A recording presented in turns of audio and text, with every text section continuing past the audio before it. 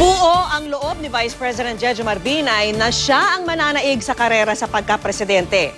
Nawawalan man daw ng ibang kaalyado, may nadaragdag naman daw siyang taga-suporta. At nakatutok si Ivan Mayrina. Ang ganitong pagsalubong at pagtanggap sa kanyang pag-iikot ang basihan ni Vice President Jejomar Binay na siya ang mananalo sa eleksyon sa darating na Lunes.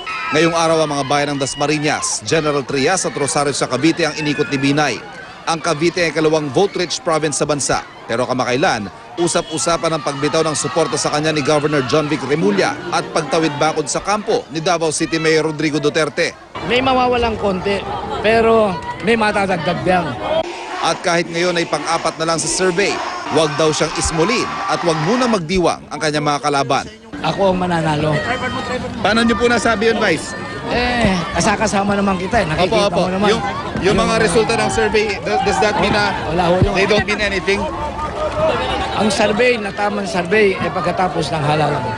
Sa kanyang talumpati, maring ibinili ni Binay sa mga nakikinig na huwag ibotong isang mamamatay tao at lalong huwag maghalal ng kandidatong binibili ang kanilang boto. Mula sa Cavite, Ivan Mayrina, nakatutok, 24 oras.